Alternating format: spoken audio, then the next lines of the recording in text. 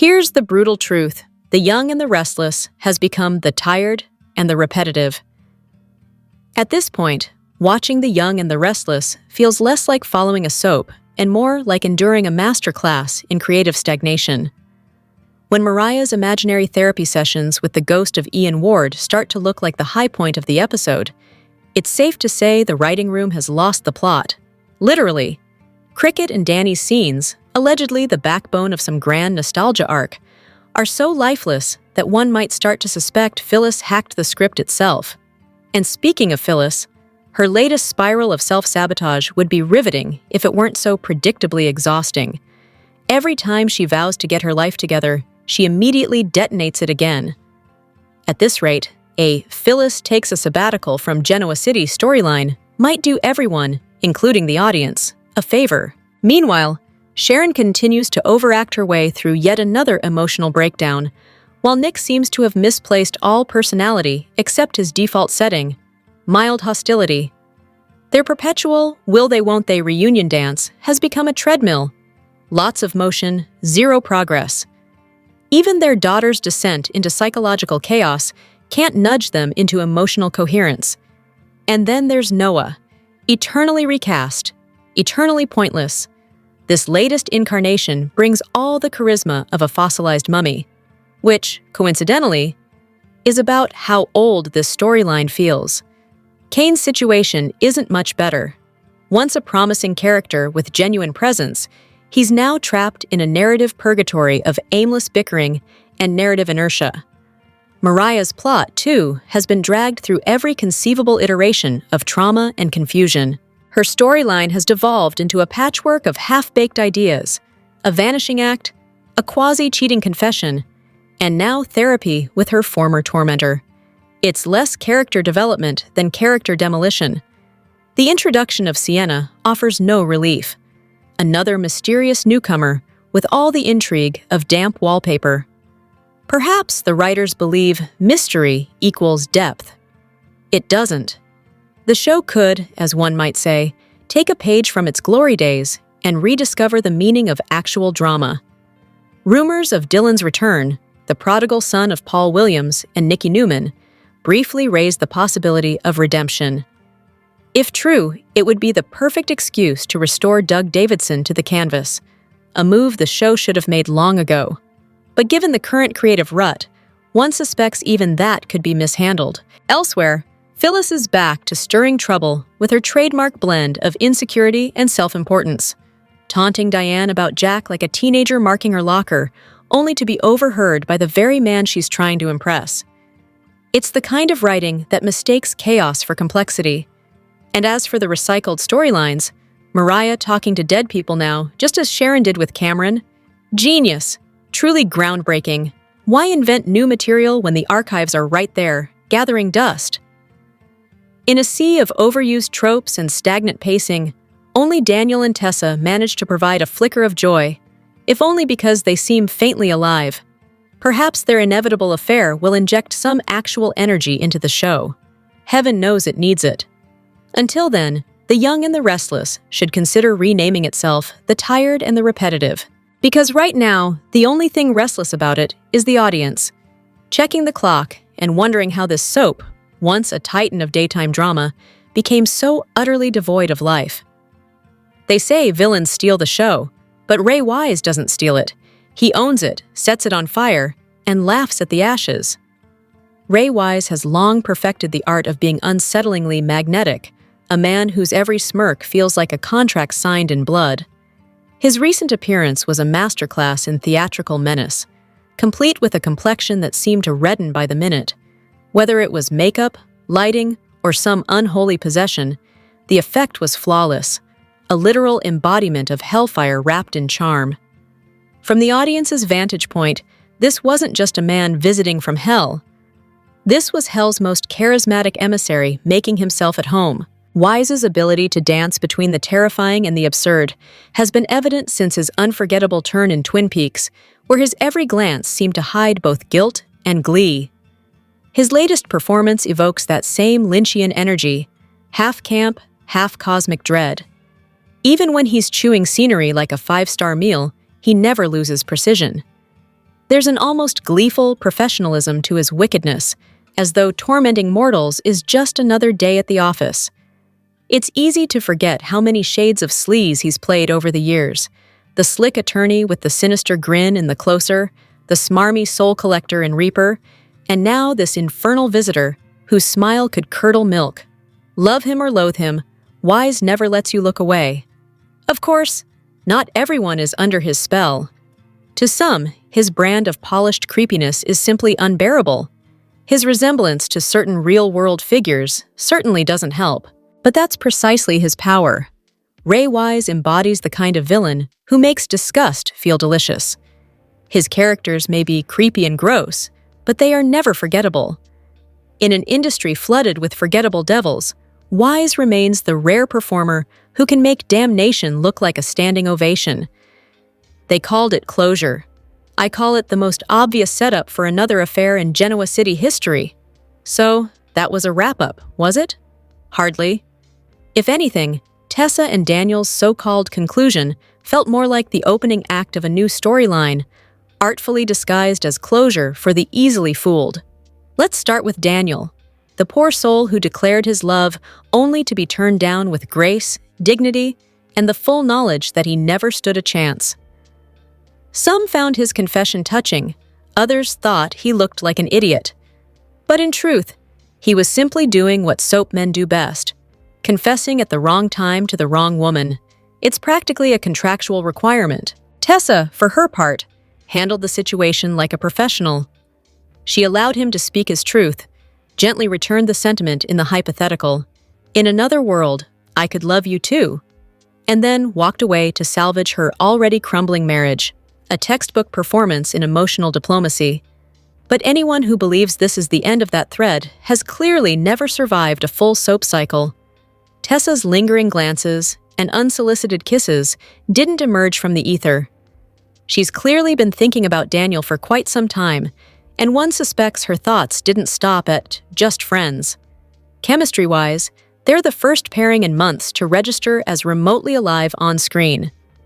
Whether that leads to romance or simply better storytelling, it's a welcome reprieve from the show's recent drought of genuine connection.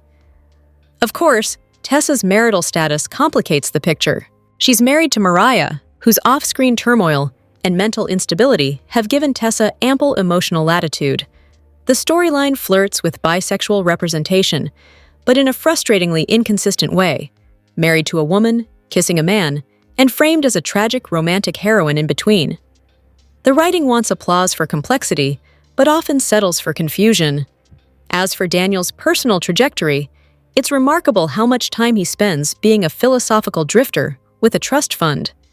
For a man who once sold his tech venture and cashed out handsomely, he spends an odd amount of time brooding with his guitar and chasing unavailable women. Meanwhile, the show's wealthy elite fret about employment as if their next meal depends on it.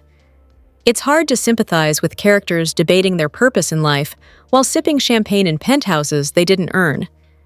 If this all feels familiar, it's because it is.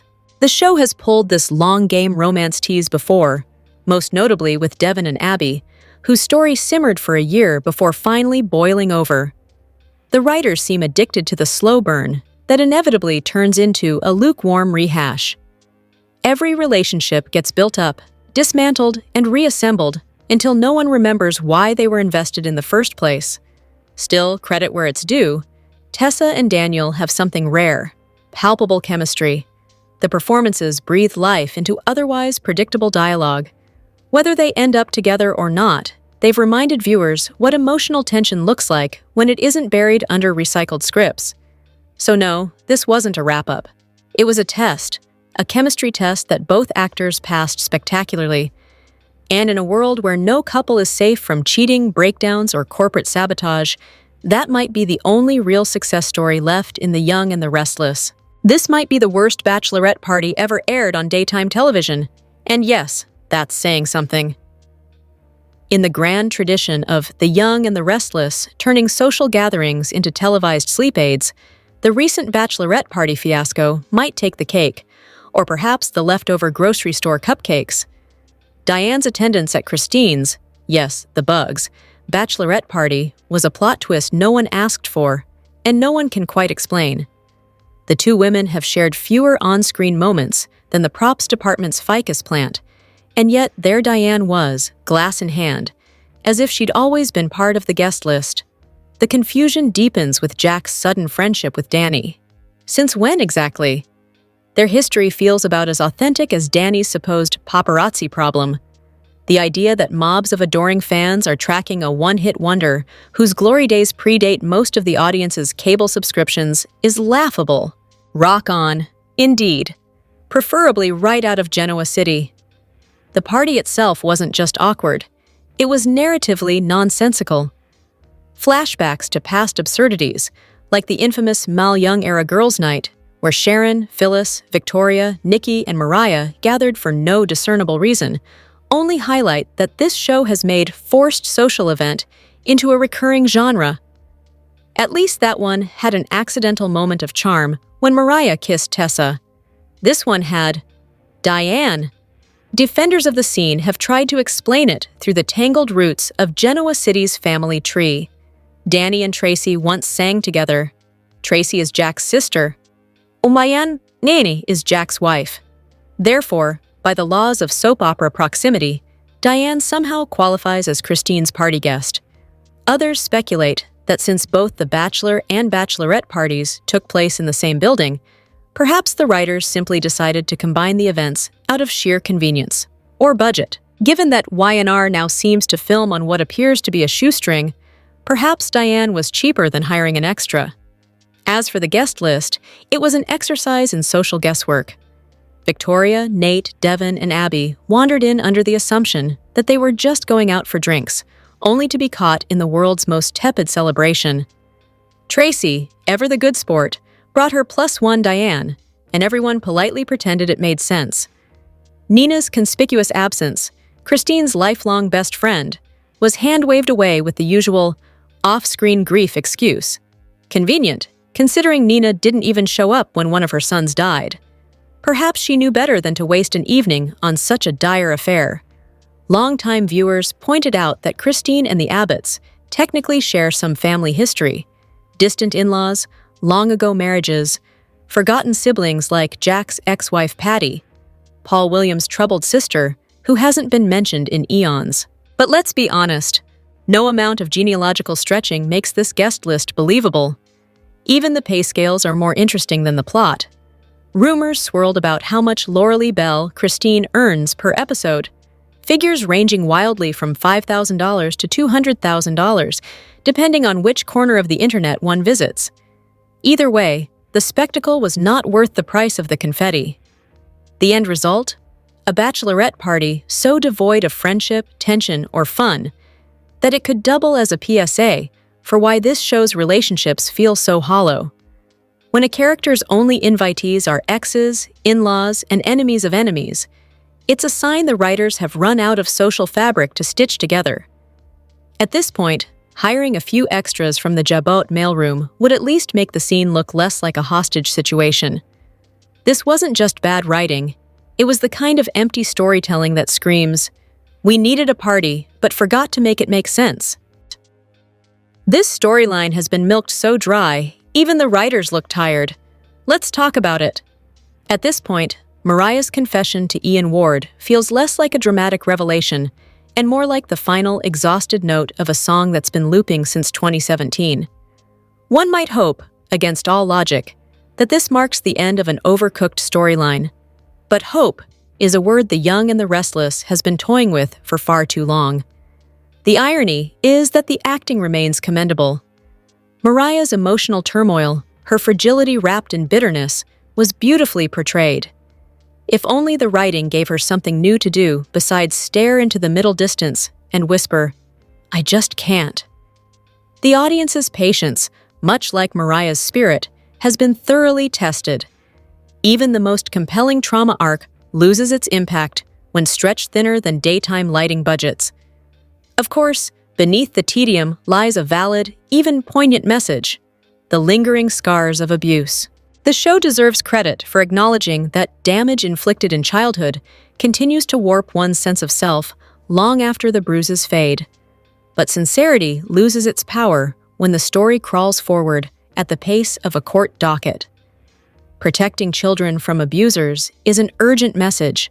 Dragging that message out over several months of narrative wheel spinning, less so. If there's a saving grace, it's Ian Ward and Jordan, the only duo whose brand of theatrical ham somehow transcends parody. They inject a kind of unintentional camp brilliance into an otherwise somnolent plot, proving that a little guiding light nostalgia can occasionally liven up the most inert material. Then there's Tessa, who managed, in a single day, to oscillate between tiresome and tolerable. Yes, her devotion to repairing her relationship with Mariah is noble, but even nobility becomes dull when paired with repetitive angst and dialogue that circles itself like a soap writer avoiding a deadline. Ironically, her chemistry with Daniel, a pairing no one expected to work, sizzles with the kind of energy the show has long forgotten how to bottle. Naturally, that means it will be promptly sabotaged. Because this is Y&R, after all, where happiness is fleeting, pacing is glacial, and any confession, no matter how heartfelt, is just another step toward a breakup the audience saw coming weeks ago. Whether Mariah's latest emotional unburdening will change anything remains doubtful. The story has been milked dry of substance, suspense, and increasingly sympathy. Noah's girlfriend disappears, his parents don't notice, and we're supposed to care? Not happening. In yet another impressive display of narrative negligence, The Young and the Restless has somehow managed to make an entire girlfriend disappear. Apparently, no one, including the audience, is supposed to question why Allie, Noah's supposed significant other, has vanished into the ether while he languishes in a hospital bed. Because naturally, a loving partner's first reaction to hearing about a life-threatening accident would be to stay in London and wait for updates. According to a few scraps of dialogue, someone allegedly called Allie and told her to stay put. How very considerate, because that's exactly what devoted partners do when their boyfriend is on a ventilator. Nothing. If realism were a priority, Allie would have been on the first flight out, or at least burning through international calling minutes to stay updated with Sharon.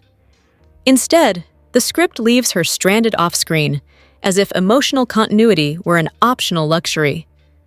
Of course, this wouldn't be Y&R without rumors of a recast or quiet breakup to open up storylines. Translation: another actress written off because the writers lost interest. It's almost a tradition at this point. Noah, ever the model of emotional transparency, has a track record of keeping his romantic entanglements secret from his parents. So perhaps this silence is just business as usual. After all, his family didn't know about Audra, or that grandchild conveniently erased from collective memory. Then there's the matter of the man in the hospital bed. Observant viewers have already noticed that Sharon and Nick seem suspiciously unbothered by the fact that their son doesn't look quite like their son. Surely a mother would recognize her child's hands, but this is a soap opera. Logic is the first casualty. Some even cling to the hope that this isn't Noah at all, but an imposter who somehow acquired his car, phone, and wallet. A tantalizing twist, if only the writing team had the narrative dexterity to pull it off. Meanwhile, the show tosses in Mariah's breakdown, a storyline crawling along at the speed of a daytime snail. There's an attempt to link her protecting her family arc to Noah's accident, but expecting the writers to weave an intricate plot connection is like expecting a candle to power a city. Mariah's emotional unraveling began months ago, yet she's still talking to hallucinations instead of anyone in the real world. Apparently, the writers confuse character development with repetition. As for the Los Angeles subplot, why are half the new characters exiled there? Probably so Sharon can deliver her inevitable cry of maternal despair. "My babies are broken, and I can't fix it." The problem isn't that this prediction makes too much sense.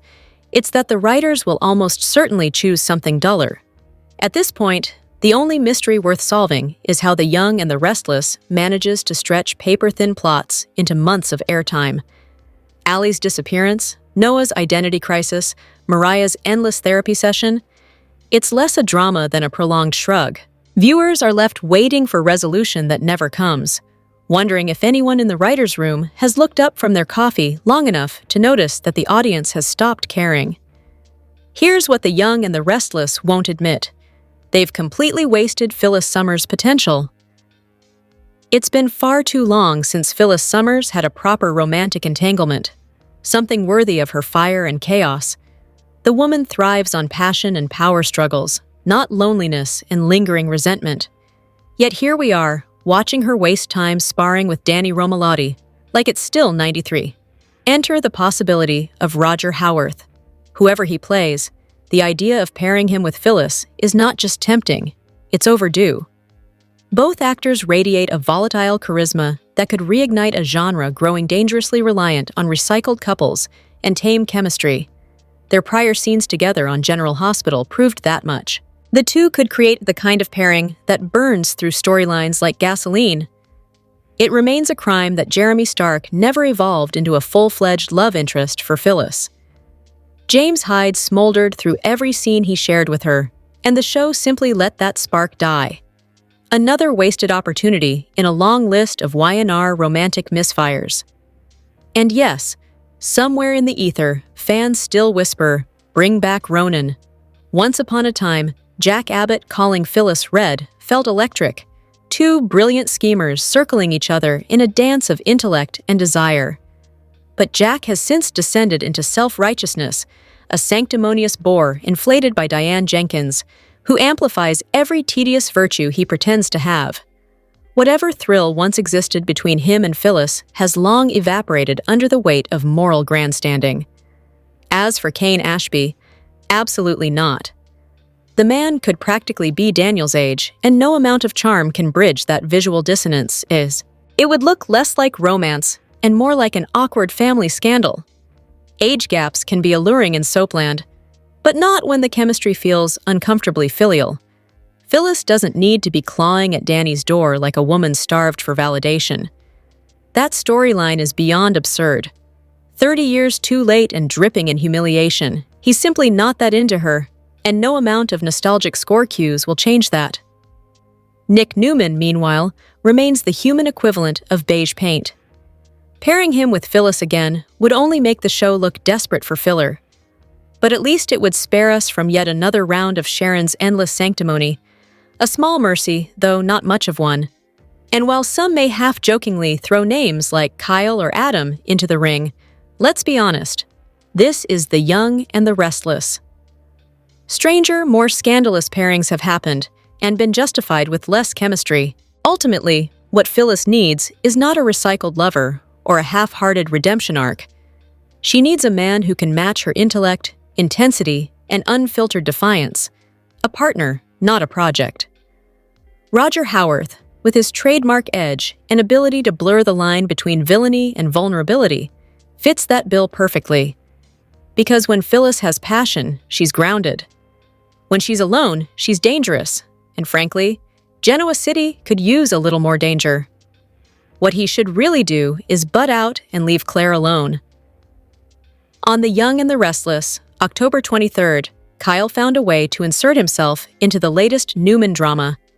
He followed Claire all the way to Los Angeles, which is one of the stunts he pulled. Kyle and Claire found out about Noah's car accident, and Kyle, being Kyle, had to find out if Holden was involved somehow. Claire dumped Kyle after he didn't tell the truth about what happened in Nice. He made out with Audra, who tried to seduce him since Victor put her up to the task. Claire wasn't sure what to do. She's a young woman in her first serious relationship. Ultimately, she had to end things with Kyle, who hadn't taken it well. He took it upon himself to follow her to Los Angeles since he couldn't trust Holden.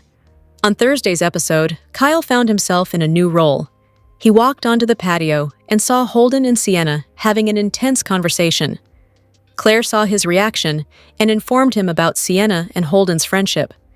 She reminded Kyle that he was supposed to leave her alone, but instead of going back to Genoa City, he's inserting himself in the Newman's drama involving Noah. Nick joined them to inform them that Noah is in the hospital.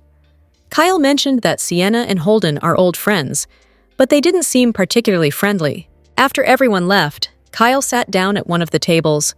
He enjoyed his breakfast while investigating the shadow room on his phone, He learned that it was owned by Sienna and her husband, Mitch Bacall. He also noticed Sienna's photo, but didn't see Mitch's photo anywhere. Now, he thinks he should take on this case because he has something to prove. Kyle wants to prove to Claire that Holden isn't to be trusted. Kyle told Claire that he'll finally take her suggestion to heart and head back home to Genoa City. She doesn't have to worry about him bothering her anymore, but that doesn't necessarily mean he's done. Kyle's going to continue sleuthing from home. Kyle doesn't get along with the Newmans, and not all of them are fond of him because he's an abbot. They don't need his involvement. He's only trying to win Claire back, and it could backfire. Unless Claire is in danger, he should butt out and mind his own business. A Daniel and Tessa pairing has gained many supporters. Tessa and Daniel are one step closer to romance on The Young and the Restless. On the Octane 21st episode, the two finally kissed, and their lip lock has garnered red-hot reactions from fans. Y&R has been hinting at a possible Tessa and Daniel romance for a while. It started when Tessa began giving Daniel guitar lessons.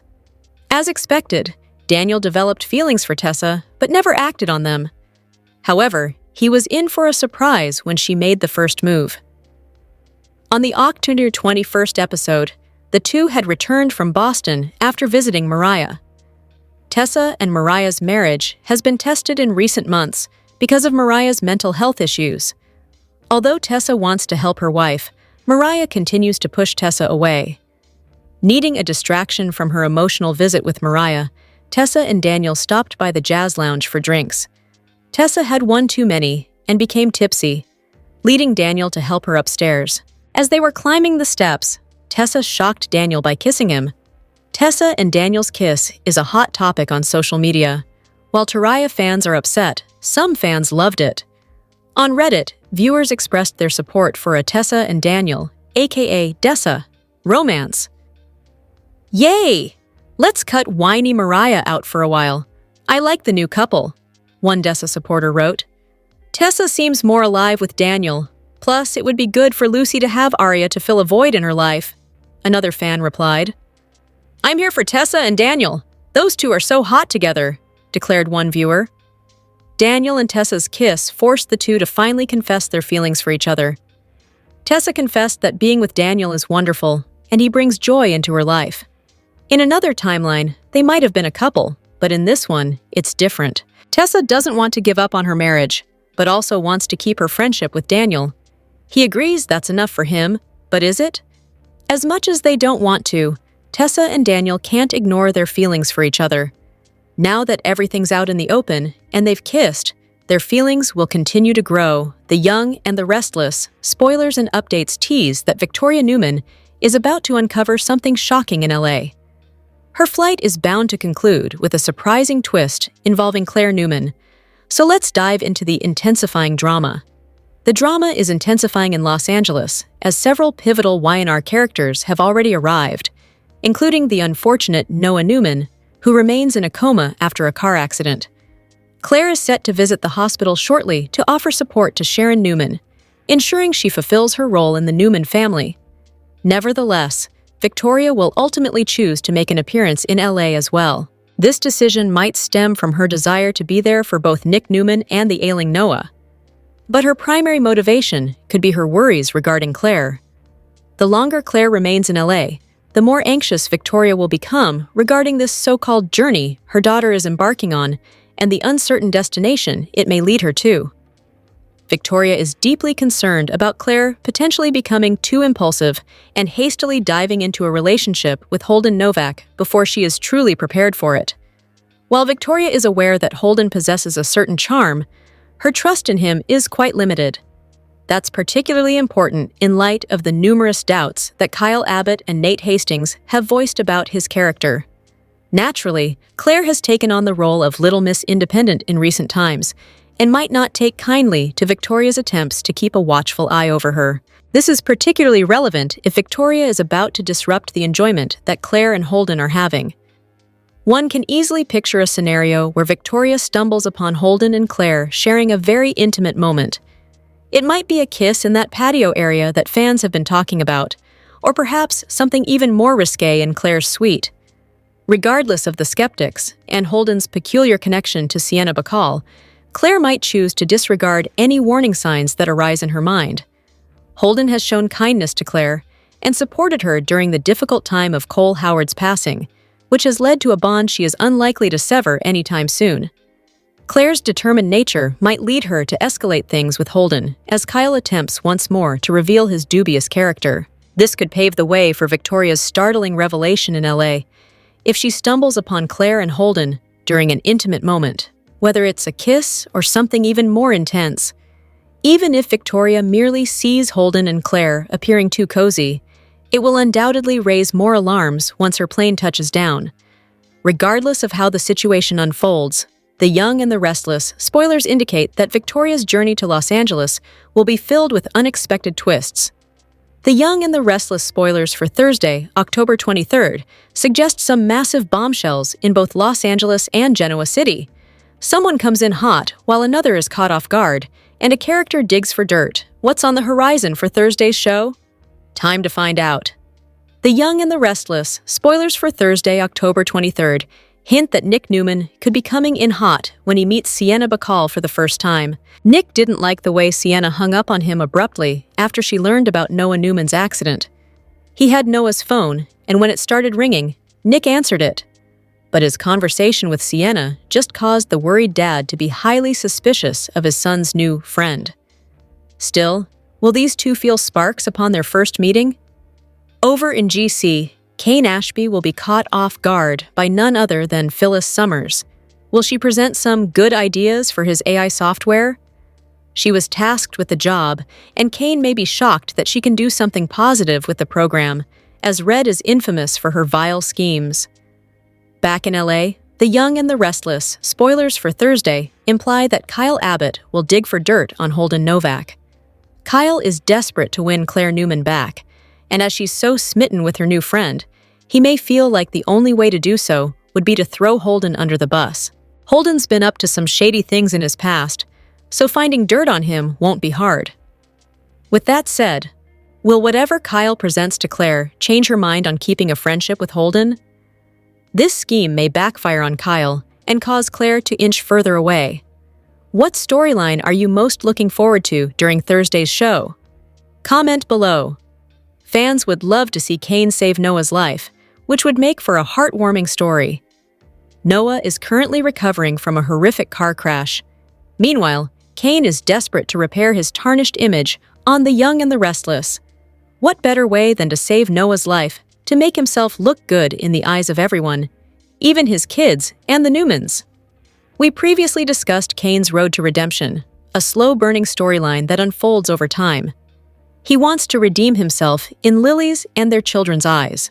Adam mentioned that it would take a miracle for Kane to restore his reputation. The original poster on one soap opera board speculated whether his AI program could help save Noah's life. Some fans scoffed at the bizarre idea. How could AI save someone's life? Would it give him a new body? Kane creates a human AI, Noah? If he could do that, he would have created a human AI Lily, one fan joked. Someone else came up with a realistic idea that Kane could be a donor match for Noah. Wow! Then Kane can do something altruistic to save Noah. The big question would be, will Victor and the other Newmans show any kind of appreciation to Kane for saving Noah? Another person asked. Some fans are in favor of this idea, as it could help put Kane in a different light. Currently, he's portrayed as a greedy billionaire who wants to acquire everyone's businesses and properties, but he wants to focus on what's important, his family. I really like the idea that Kane will save Noah's life. That would be a great story, one person wrote. I would love a story like that too. If done right, it could be a great story for sure, someone else commented. Other fans think this storyline would make Kane a hero, but only temporarily. Something similar happened to Adam, donated a kidney to Faith after he was found to be a match for her rare blood type when she needed a transplant. It didn't help improve his image, as his own family still sees him as the black sheep and eternal dark prince. However, if Kane does something selfless for Noah, it could appear differently in the eyes of the twins. That's what matters to Kane at the end of the day. He just wants his kids to love him again. Y&R is also slowly building up to Noah's shocking reveal in November. What are your thoughts? Do you think Cain could help save Noah's life? How do you think he'll redeem himself? Let us know in the comments section. The Young and the Restless spoilers for the week of October 27th suggest some curveballs. Fans can expect Detective Burrow to face some complications. Meanwhile, Kyle Abbott will continue digging for dirt on Holden Novak. Keep reading, and let's talk about what is coming up in the CBS soap opera. Let's start off with Cain Ashby and Phyllis Summers. Cain was willing to hand the AI program over just for another chance with Lily Winters. However, Phyllis has her own plans for the program. That led to Cain confronting Phyllis. After they exchange some heated debates, they will come to a new understanding. In Los Angeles, Nick Newman and Sharon Newman will continue hoping that Noah Newman wakes up. The mother is staying at the hospital around the clock to wait for Noah to awaken. Meanwhile, Nick has been searching for answers on who could have run his son off the road that night. While Sienna Bacall does introduce herself to Nick, she doesn't give him any intel about Noah. Meanwhile, the deceptive Detective Burrow will face complications of his own, especially since Nick is having Victor Newman look into things. The Young and the Restless spoilers for the week of October 27th reveal that Kyle's obsession with finding dirt on Holden will increase. The young man might insist that Holden must have had something to do with Noah's crash. Later, Victoria Newman will end up going to LA as well. So, the woman will check on Claire Grace Newman as well as Noah. Fans can also expect Daniel Romalotti Jr. to face some unexpected twists with Tessa Porter. What does this mean for Tessa's future with Mariah Copeland? Do Terria even have a chance anymore? While it is time for Daniel to move on from Heather Stevens, fans don't want him to get hurt either. There should also be some more tests and drama for Sally Spectra and Billy Abbott. While the redhead is making strides to make her dream come true, could Billy once again ruin everything for her? Fans will have to keep watching the soap to find out, so stay tuned. Which storyline are you looking forward to seeing the most during the week of October 27th, 2025? Share your thoughts in the comment section below. Mariah is at a Boston clinic where she's coming to terms with her past trauma, which involved Ian Ward. The Young and the Restless star Cameron Grimes revealed what this means for her on-screen persona. Mariah left Genoa City for a clinic in Boston, where she's focusing on her mental health. On the October 21st episode of The Young and the Restless, she saw Ian Ward sitting across from her. Actress Cameron Grimes explained why now is the time for Mariah to confront her trauma. Mariah's past trauma stems from Ian Ward stealing her from Sharon at birth. He brought her up in a cult and groomed her. Ian also kidnapped Mariah and drugged her. Then, he dressed her in a wedding dress so they could get married. Mariah's past came back to haunt her when she went on her business trip. She encountered an older gentleman who reminded her of Ian. Ultimately, she ended up suffocating him with a pillow, but didn't kill him. Now, Mariah has to come to terms with her past. In an interview with Soap Opera Digest, Grimes explained that Mariah hasn't completely moved on. This situation brought her back to her past trauma. It's not just hard for Mariah, who's been going through it. It's also challenging for the actress, who described the scenes as heavy and intense. The reason why Mariah has to tackle her trauma head-on is so she can leave the past and that person behind. Y&R viewers are seeing that play out now, with Mariah confronting an image of Ian. Is Mariah following in Sharon's footsteps on Y&R? Some viewers have wondered whether Ian was really back and causing trouble in Genoa City again. Is Ian Ward responsible for Mariah and Noah's criminal cases on The Young and the Restless? However, Grimes confirmed that he's just a figment of her imagination, but he's a pertinent part that she must confront. Grimes explained that her character needs to gain some self-awareness so that she can come to terms with her responses to the life that she lived and the consequences of that and where she's responsible. Some part of her still wants to blame Ian for what happened, but he's seemingly dead. So it's up to Mariah to come to terms with what happened and figure out how to fix this situation, rather than running from it. While she desperately wants to fix this situation, she still gets drawn into the past. Grimes noted this is a storyline that most viewers can relate to.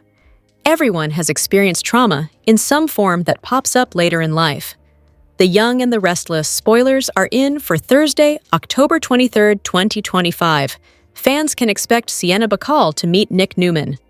Kyle Abbott tries to dig into Holden Novak's past, plus Phyllis Summers blindsides Kane Ashby. Keep reading, and let's talk about what is coming up in the CBS soap opera. Let's start off with Nick and Sienna. Fans know that Sienna called Noah Newman's phone. Nick answered it, but got a weird feeling from Sienna. Next, Sienna will meet Nick in person. She might have a cover story about being rattled by Noah's accident. In any case, she will likely explain her cagey behavior to Nick. While Nick does tend to take people at face value, he's also a smart guy, so he might get the feeling that Sienna isn't being totally honest about something. Over with Kyle Abbott. He will continue trying to prove to Claire Grace Newman that Holden is bad news. Kyle is going to spy on Holden and Sienna's conversation at the hotel. When Claire asks what Kyle is doing, he starts making his ridiculous comments about Claire's naivety.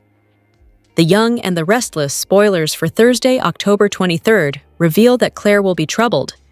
Even though she is only friends with Holden, she might wonder if Kyle is onto something. Of course, there is probably a lot that Holden can't tell Claire. At the same time, Claire has a right to know if she's with someone dangerous or not. Of course, Holden might say he has a past, just like her, but isn't that way anymore. Claire might understand that and respect his decision to keep his past private. Back in Genoa City, expect Phyllis to blindside Kane.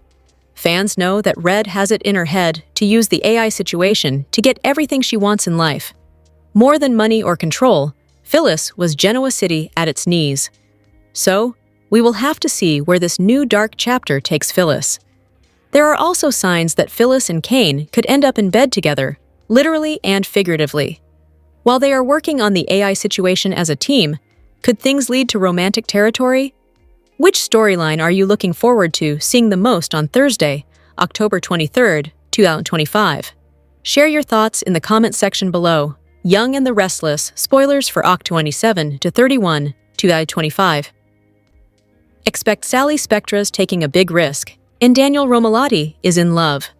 As we always do on Early Edition Day, we start with what's coming the rest of this week, and then we're going to dive into what's next week. So, Wednesday, October 22nd, we have Sharon Newman telling Nick Newman that Mariah Copeland said she needs her. Nick encourages Sharon to go be with Mariah in Boston since Noah Newman is unconscious and won't know if she's there or not. Sharon is very stressed out, says 2 of her kids are broken, but she's also very worried that something will happen to Noah if she leaves and she won't be there for him. So Sharon calls Mariah's therapist and talks to her about what's going on and her progress, and then she tells Nick that she's going to stay in Los Angeles. Sharon thinks that Mariah is where she needs to be and is getting the help that she needs. But it doesn't look that way actually, because Mariah is hallucinating Ian Ward on Wednesday.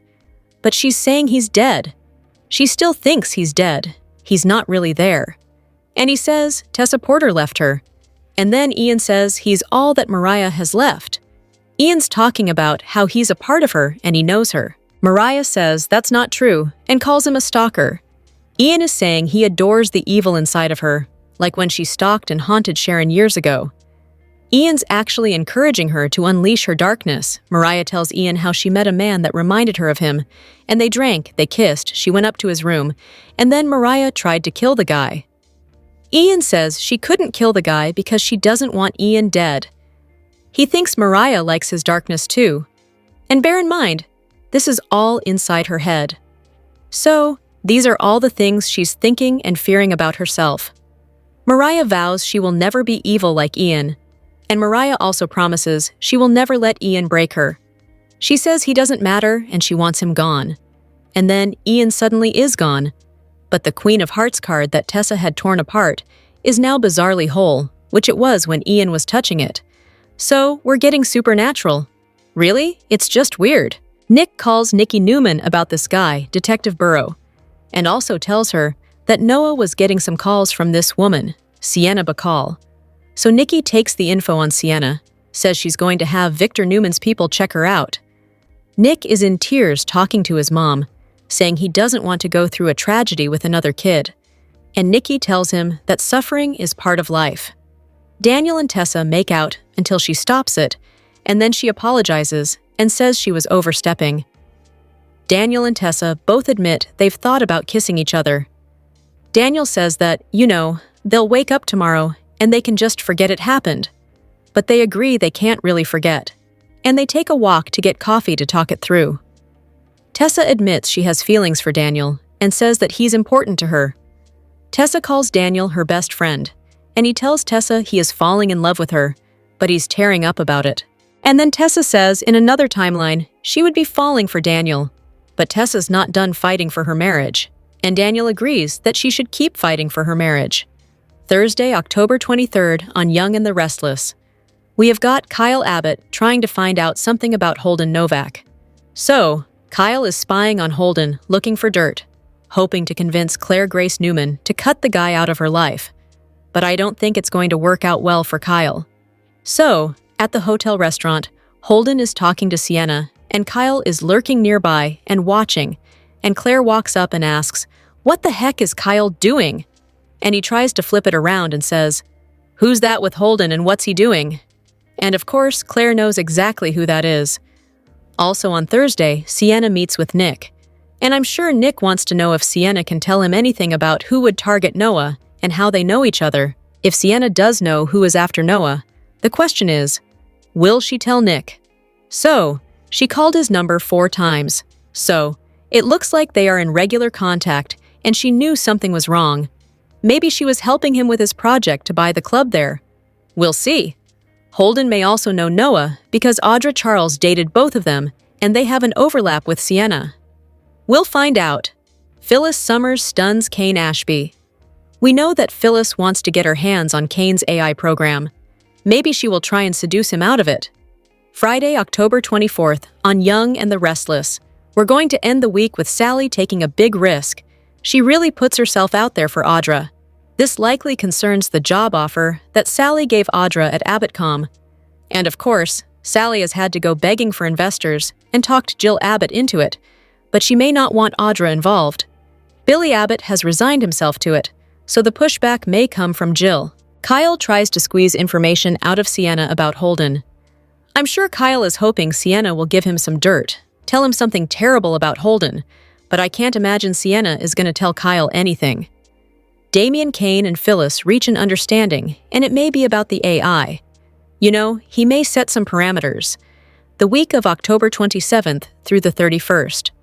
On Young the Restless is going to be pretty busy. The last 2 days of that week, Thursday, October 30th, Friday, October 31st, are the first 2 days of November sweeps. So hopefully they're going to be building up to big action. Nick is putting all his effort into finding out who tried to kill Noah and why. And he is going to be relentless. Hopefully Nick's going to get some help from Sienna. We also have Roger Howarth's new character due on the scene. Maybe he's the bad guy who's after Noah, you never know. We've also heard Sienna mention her boyfriend Mitch, so that could be who Roger Howarth is playing. Christine Williams and Danny Romalotti can't wait to get married. They are getting married in November sweeps. I can't imagine that Phyllis is going to be a grown-up and stay away from the wedding. I wonder if she's going to mess with Christine's dress. Just typical Phyllis stuff. Holden may offer to help Sharon and Nick get to the bottom of what happened to Noah, which might get him some brownie points with the Newmans and with Claire. It would definitely impress Victor and Nikki.